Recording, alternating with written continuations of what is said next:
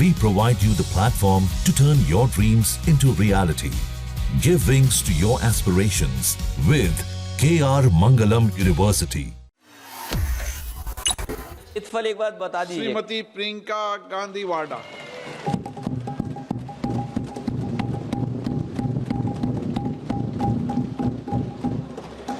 आदरणीय अध्यक्ष महोदय, मैं आपको धन्यवाद देना चाहती हूं कि इस महत्वपूर्ण मुद्दे पर आपने मुझे बोलने का मौका दिया। ये अलग बात है कि सत्ता पक्ष के लोग सब मेरे बोलने से पहले ही भाग गए। आइए आइए, आपको देख के मैं खुश थी कि आप वापस आ गए। सबसे पहले मैं उन सैनिकों, उन जवानों, उन अफसरों को नमन करना चाहती हूँ जो हमारे देश के रेगिस्तानों में, हमारे देश के घने जंगलों में, बर्फीले पहाड़ियों पे हमारी देश की रक्षा करते हैं, जो हर पल देश के लिए अपनी जान देने के लिए तैयार रहते हैं।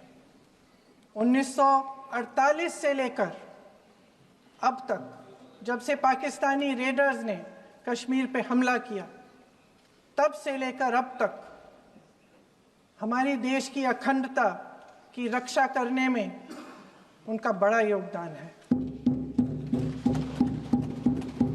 हमारी आज़ादी अहिंसा के आंदोलन से हासिल हुई, लेकिन जैसे मैंने कहा, उसको कायम रखने के लिए हमारी सेना का बहुत बड़ा योगदान है। अध्यक्ष महोदय, कल मैं सदन में बैठी हुई सबके भाषण सुन रही थी। आदरणीय रक्षा मंत्री महोदय ने बोला, सत्ता पक्ष के कई मंत्रियों ने बोला। 1 घंटे का रक्षा मंत्री जी का लंबा भाषण था। सुनते सुनते एक बात मुझे बहुत खटक रही थी।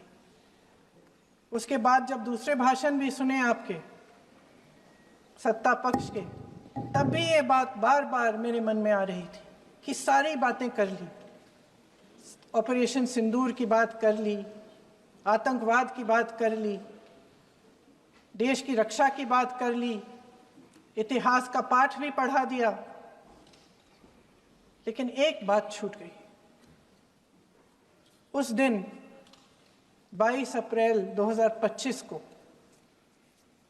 जब 26 देशवासियों को अपने परिवार के सदस्यों के सामने खुलेआम मारा गया,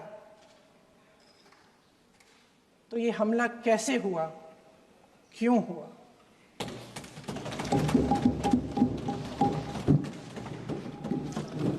अध्यक्ष महोदय, ये लोग बैसारन वैली में, पहलगाम के पास कश्मीर में क्या कर रहे थे? आजकल पब्लिसिटी का दौर है, प्रचार का ज़माना है। कुछ समय से हमारी सरकार ये प्रचार कर रही थी कि कश्मीर में आतंकवाद ख़त्म हो गया है, कि कश्मीर में शांति है, अमन चैन है। प्रधानमंत्री जी ने खूब भाषण दिए, देशवासियों को कहा कि चलिए कश्मीर चलिए, सैर करिए। कई बार मैंने ये भी देखा मीडिया पर, टीवी पर, कि कश्मीर जाइए, ज़मीन खरीदिए, अब वहाँ अमन चैन है, शांति का वातावरण है। इसी बीच शुभम द्विवेदी, एक कानपुर के नौजवान, और उनके पूरे परिवार ने तय किया कि वो कश्मीर जाएंगे। शुभम द्विवेदी की 6 महीने पहले शादी हुई थी। उसकी पत्नी ने कहा कि उनके बीच एक ऐसा रिश्ता था, प्रेम और दोस्ती का ऐसा रिश्ता था कि वो एक दूसरे को बच्चों की तरह हंसाते थे। सोशल मीडिया पर एक वीडियो भी जारी है जिसमें पूरा परिवार एक साथ बैठा हुआ ताश खेल रहा है और ऐसे हंस रहे हैं, ऐसे हंस रहे हैं कि उस वीडियो को देख के किसी का भी दिल टूट जाए कि इस परिवार को इस तरह से उजड़ने क्यों दिया हमने। 22 अप्रैल 2025 को बैसारन वैली में मौसम का मिजाज अच्छा था। जैसे हर रोज़ लगातार 1000 से 1500 लोग वहाँ पहुँचते थे, उसी तरह से उस दिन भी तमाम पर्यटक वहाँ पहुँचे। वहाँ का रास्ता आसान नहीं है अध्यक्ष महोदय जी, जंगल से जाना पड़ता है, पहाड़ों के बीच जाना पड़ता है, घोड़े से जाना पड़ता है। ये परिवार वहाँ पहुँचे, मौसम सुहाना था, उनके बच्चे ट्रैम्पोलिन पे खेल रहे थे, कोई जिपलाइन कर रहा था, कोई चाय पी रहा था, तो कोई कश्मीर की सुंदर वादियों की ठंडी हवा का मज़ा ले रहा था। शुभम अपनी पत्नी के साथ एक स्टॉल पे खड़े थे। तभी अचानक 4 आतंकवादी जंगल में से निकलते हैं और शुभम को वहीं अपनी पत्नी के सामने मार डालते हैं। उसके बाद वे वहाँ से पूरे वैली में 1 घंटे के लिए लोगों को चुन चुन कर मारते हैं। किसी के पति को अपनी पत्नी के आंखों के सामने, किसी के पिता को अपने बेटे के सामने, चुन चुन कर 26 लोगों को मार डालते हैं। शुभम की पत्नी घबराकर वहां से भागने की कोशिश करती है, अपनी जान बचाने के लिए जंगल की तरफ दौड़ती है। वहां पता चलता है कि तमाम लोग जंगल की तरफ दौड़े हैं और अपनी जान बचाने की कोशिश कर रहे हैं। कोई अपने बेटे का हाथ पकड़ के पहाड़ों पर घसीटता हुआ जा रहा है, कोई कश्मीरी घोड़े वालों और गाइडों की मदद लेते हुए चले जा रहा है। कोई रास्ता नहीं है, कोई तरीका नहीं है, लेकिन किसी न किसी तरह से शुभम की पत्नी के शब्दों में किसी ऐसी शक्ति ने हमको बचा कर रखा कि हमें किसी न किसी तरह से हम अकेले नीचे पहुंचे। और मैं उनके लफ्ज पढ़ना चाहती हूं, क्योंकि उन्होंने कहा कि इस पूरे समय जब 1 घंटे के लिए चुन चुन कर भारतीय नागरिकों को मारा जा रहा था, इस पूरे समय उसे एक सुरक्षाकर्मी नहीं दिखा, एक सैनिक नहीं दिखा।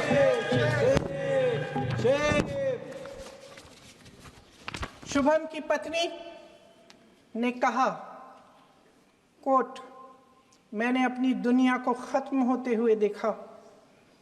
अपनी आंखों के सामने एक सिक्योरिटी गार्ड नहीं था। मैं ये कह सकती हूं कि देश ने, सरकार ने हमें वहां पे अनाथ छोड़ दिया था।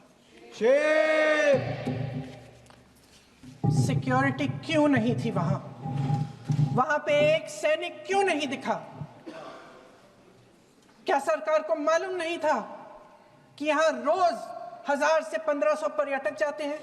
क्या सरकार को मालूम नहीं था कि यहाँ के पहुंचने के लिए जंगल के रास्ते से जाना पड़ता है? अगर कुछ हो जाएगा तो लोग वहां से निकल नहीं पाएंगे। एक चिकित्सा का इंतजाम नहीं था, फर्स्ट एड का इंतजाम नहीं था, कोई इंतजाम नहीं था, ना सुरक्षा का ना फर्स्ट एड का। इन लोगों को भगवान भरोसे छोड़ दिया गया।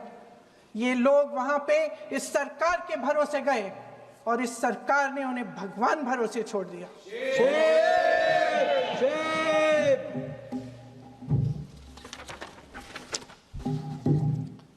मैं पूछना चाहती हूं, ये किसकी जिम्मेदारी थी? इस देश के नागरिकों की सुरक्षा की जिम्मेदारी किसकी है? क्या इस देश के प्रधानमंत्री की नहीं है? क्या इस देश के गृह मंत्री की नहीं है? क्या इस देश के रक्षा मंत्री की नहीं है? क्या एनएसए की नहीं है? अध्यक्ष महोदय, पहलगाम हमले से सिर्फ 2 हफ्ते पहले हमारे गृह मंत्री महोदय जी कश्मीर गए थे। किस लिए गए थे? जो सुरक्षा की व्यवस्था है इसको देखने के लिए गए थे, इसको रिव्यू करने के लिए गए थे। और उन्होंने वहां कहा कि आतंकवाद पर विजय प्राप्त हुई है। ये 2 हफ्ते पहले है। 3 महीने बाद JNK के गवर्नर साहब एक आम इंटरव्यू में ऐसे ही चलते चलते कह देते हैं कि हाँ, बैसारन वैली में बहुत लापरवाही हुई और इसके लिए मैं जिम्मेदारी लेता हूँ। ऐसे ही चलते चलते और वो बात होती है, ख़त्म भी वहाँ होती है और वहीं ख़त्म हो जाती है। उनसे जिम्मेदारी ली भी नहीं जाती, कोई सवाल नहीं उठाता, कोई जवाब नहीं देता। अध्यक्ष महोदय, उस हमले की जिम्मेदारी एक आतंकवादी गुट जिसका नाम TRF है थोड़े दिनों बाद लेती है। कौन है ये TRF? 2019 में ये गुट बना।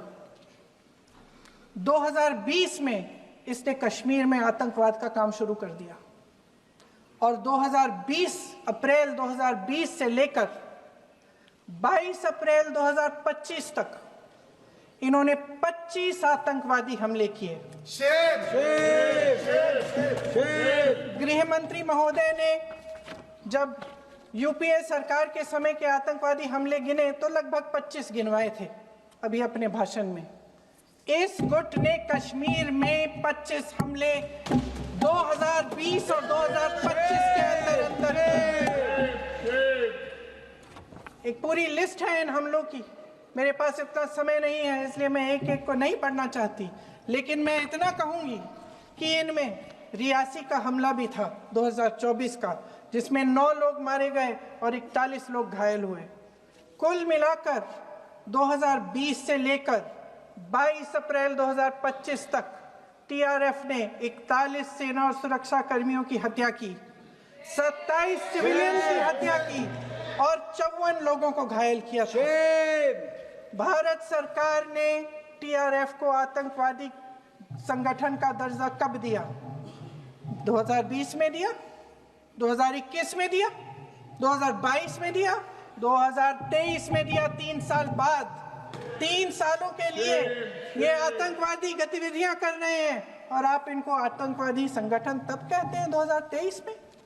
इसकी क्या वजह थी? ये सब सरकार के संज्ञान में था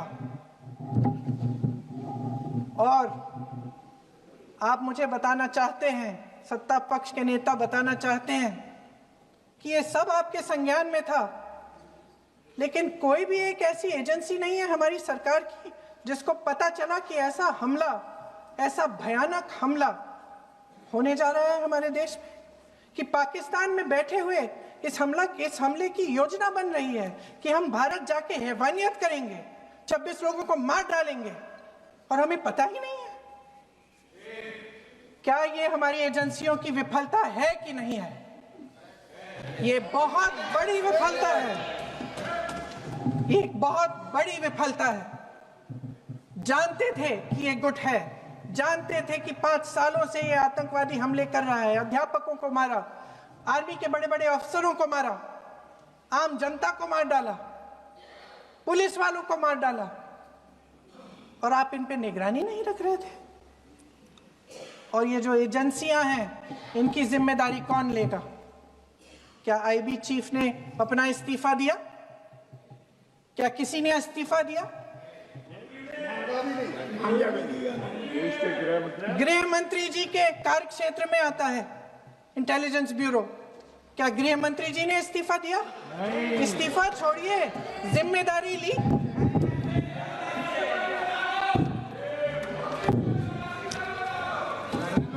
साहब देखिए, इतिहास की बात आप करिए, मैं वर्तमान की बात करना चाहती हूँ। आपको तो एक बहाना चाहिए, आपको तो एक बहाना चाहिए। पूरे परिवार का नाम गिनवा देते हैं। अरे अपनी जिम्मेदारी खुद लीजिए। 11 सालों के लिए तो सत्ता में आप हैं।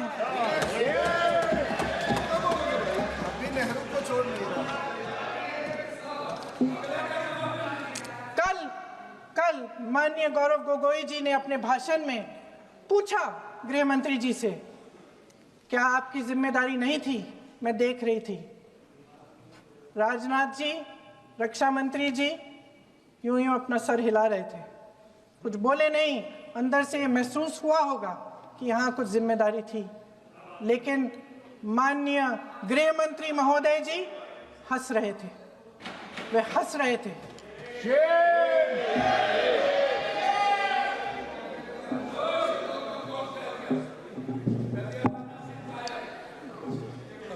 अध्यक्ष महोदय, कल सत्ता पक्ष और आज भी सत्ता पक्ष के नेताओं ने 2008 के मुंबई के हमलों का जिक्र किया, बार बार कहा कि मनमोहन सिंह जी की सरकार ने कुछ नहीं किया। ये तो जानकारी होगी ना कि उसी समय जब वो आतंकवादी हमला चल रहा था तभी उन आतंकवादियों को मार डाला था, एक बचा था और उसको भी फांसी दे दी थी 2012 में। महाराष्ट्र के मुख्यमंत्री ने इस्तीफा दिया, देश के गृह मंत्री ने जिम्मेदारी लेकर इस्तीफा दिया।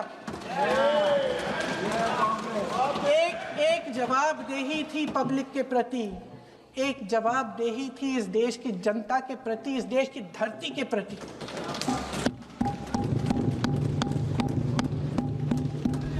राजनाथ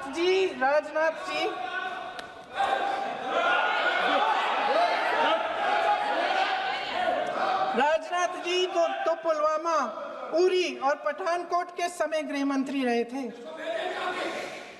आज वे रक्षा मंत्री हैं और हमारे गृह मंत्री महोदय श्री अमित शाह जी के नाक के नीचे पूरा मणिपुर जल गया, दिल्ली में दंगे हुए, पहलगाम में हमला हुआ और आज भी वे उसी पद पर बैठे हैं। क्यों? अध्यक्ष महोदय, बमबारी से अखबारों के हेडलाइन बनते हैं, मगर कहानी सुरक्षा में की चूक में भी है। आज देश खोखले भाषण नहीं सुनना चाहता, देश जवाब चाहता है, तसल्ली चाहता है कि सच उससे छिपाया नहीं जाएगा। देश जानना चाहता है कि उस दिन अप्रैल 22, 2025 को क्या हुआ और क्यों हुआ। आप तो खुद अपनी पीठ थपथपाने में लगे रहते हैं। सेना, देश, संसद से सच छुपाते हैं। ऑपरेशन सिंदूर जब शुरू हुआ, हम सब ने समर्थन किया, सब एकजुट होकर खड़े हो गए इस देश के लिए। दोबारा होगा, दोबारा खड़े हो जाएंगे। अगर हमारे देश पे हमला होता है तो यहाँ इस सदन में किसी भी पार्टी का हो, कोई भी हो, सब आपका समर्थन करेंगे। और हमें अपनी सेना पर गर्व है कि उन्होंने इस बार भी दृढ़ता से लड़ाई लड़ी, धैर्य से लड़ाई लड़ी, वीरता से लड़ाई लड़ी। लेकिन इस ऑपरेशन का सिंदूर का क्रेडिट, उसका श्रेय तो हमारे प्रधानमंत्री जी चाहते हैं। सही भी है, ठीक है, सही है, श्रेय ले। ओलंपिक्स में हमारा मेडल आता है, उसका भी श्रेय लेते हैं, लेकिन सिर्फ श्रेय लेने से नहीं होता नेतृत्व, जिम्मेदारी भी लेनी पड़ती है।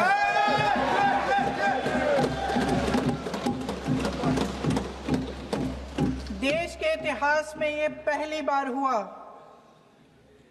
देश के इतिहास में ये पहली बार हुआ कि जंग होते होते ही रुक गई है जी। और इस रुकावट का ऐलान हमारी सरकार, हमारी सेना नहीं करती, अमेरिका के प्रेसिडेंट करते हैं, अमेरिका के राष्ट्रपति करते हैं। ये हमारे प्रधानमंत्री महोदय की गैर जिम्मेदारी का सबसे बड़ा प्रतीक है।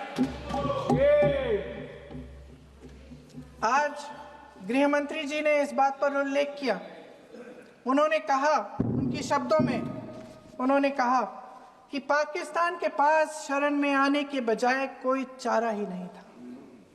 आपने शरण दिया क्यों? वो आते हैं आपके देश के अंदर, लोगों को मार डालते हैं और आप उनको शरण दे रहे हैं। क्यों दिया शरण? इसका जवाब क्यों नहीं दिया एक भी भाषण में? जैसे ये बात उठी, शरण की बात की, हमारे गृह मंत्री जी ने इतिहास में चले गए। नेहरू ने क्या किया, इंदिरा गांधी ने क्या किया, यहां तक कि मेरी मां के आंसुओं तक चले गए। लेकिन इस सवाल का जवाब नहीं दिया कि ये सीज फायर हुआ क्यों। ये जंग रुका क्यों और तब क्यों रुका जब दुश्मन के पास कोई चारा नहीं था हमारी श्रेय में आने के बजाय? क्यों रुका ये जंग? इसका जवाब नहीं दिया। धन्यवाद। आप देंगे?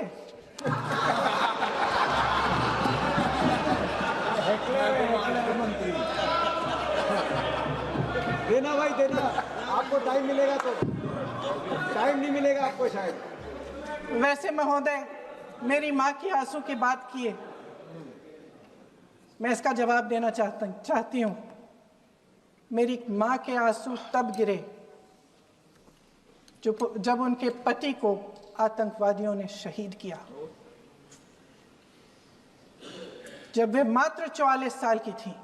और आज अगर मैं इस सदन में खड़ी हूं और उन 26 लोगों की बात कर रही हूं, मैं इसलिए कर रही हूं क्योंकि मैं उनका दर्द जानती हूं, महसूस करती हूं।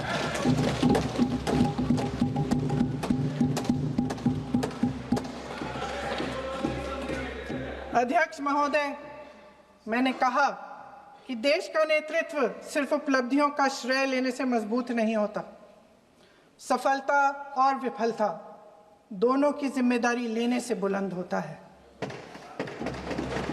ये सोने का ताज नहीं है, कांटों का ताज है। अध्यक्ष महोदय, जब सरकार झूठी और कायर हो तो वे बहादुर से बहादुर सेना के साहस और पराक्रम को भी कमजोर कर देती है। देश को प्रतिशोध के साथ साथ सबके प्राणों की रक्षा का प्रण चाहिए। सेना की शक्ति के साथ सरकार की सच्चाई भी चाहिए।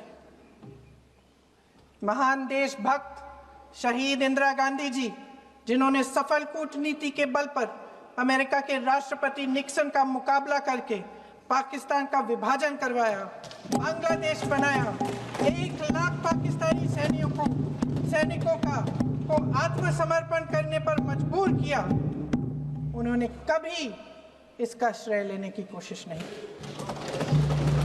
ऑपरेशन सिंदूर का मकसद अगर पाकिस्तान को सबक सिखाना था तो शायद ये मकसद अभी अधूरा है, क्योंकि हमारी कूटनीति विफल रही है। इसका प्रमाण यही है कि ऑपरेशन सिंदूर के बाद एक पाकिस्तानी जनरल, जिसके हाथ खून से रंगे थे, अमेरिका के राष्ट्रपति के साथ बैठकर लंच खा रहे थे। अगर ऑपरेशन सिंदूर का मकसद आतंकवाद को खत्म करने का था तो पाकिस्तान को संयुक्त राष्ट्र के आतंकवाद विरोधी समिति का अध्यक्ष चुने जाने से इस मकसद को धक्का लगा है। इसकी जिम्मेदारी कौन लेगा? क्या हमारे प्रधानमंत्री लेंगे? क्या उनमें ये हिम्मत है? नहीं है। अगर इस ऑपरेशन के दौरान हमारे जहाजों का नुकसान नहीं हुआ तो सदन में इसे साफ साफ कहने से क्या डर है? क्यों नहीं कहा है? कल भी रक्षा मंत्री जी ने कहा कि हमारे इंफ्रास्ट्रक्चर का नुकसान नहीं हुआ, तो जहाजों के बारे में भी बता दें, साफ साफ बता दें, क्या हर्ज है? सच्चाई तो है। सवालों से बचने के लिए ये सरकार हमेशा प्रयास करती है। इसकी राजनीतिक कायरता बेमिसाल है। देशवासियों के प्रति जवाबदेही का एहसास ही नहीं है। सच्चाई ये है कि इनके दिल में जनता के लिए कोई जगह नहीं है। सब राजनीति है, सब पीआर है, सब प्रचार है, सब पब्लिसिटी है। देश की जनता के लिए आपके हृदय में कुछ नहीं रहा। बहुत समय हो गया है आप इस प्रचार में ही लिप्त हैं, जनता को देख नहीं पा रहे हैं। जी माननीय, जो पहलगाम में हुआ, खत्म करती हूँ, जो पहलगाम में हुआ उससे हर एक देशवासी के दिल पे चोट पहुंची है। हिमांशी नारवाल की गुहार ने हम सबको शर्मिंदा किया है। इसीलिए मैं आज यहाँ खड़े हुए एक आखिरी बात करना चाहती हूँ।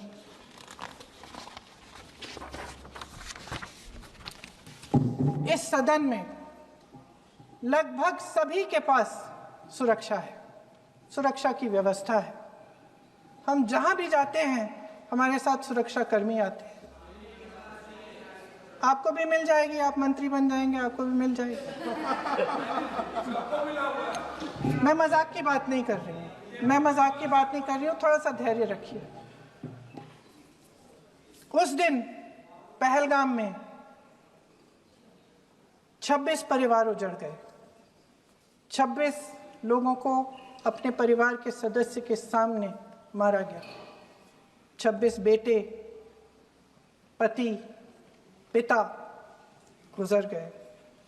उनमें से 25 भारतीय थे। भारतीय थे।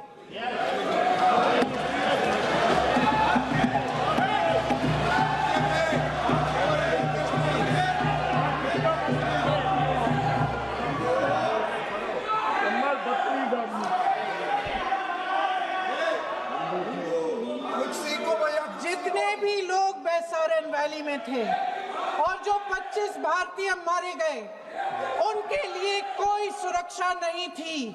कोई सुरक्षा नहीं थी। आप कितने भी ऑपरेशन कर डालें, आप इस सच्चाई के पीछे छुप नहीं सकते, इसे नकार नहीं सकते। आपने उनको सुरक्षित नहीं किया। कोई शर्म नहीं है, कोई शर्म नहीं है, कोई शर्म नहीं है और ना कभी होगी। सुन लीजिए,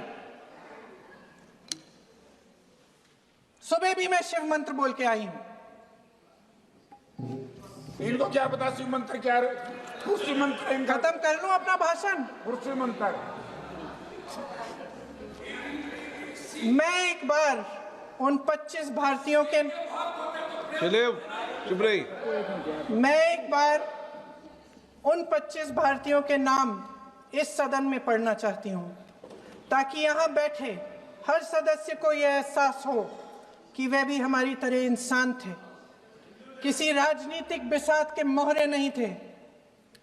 वे भी इस देश के बेटे थे, वे भी इस देश के शहीद हैं। उनके परिजनों के प्रति हम सब की जवाबदेही बनती है। उन्हें सच्चाई जानने का हक है।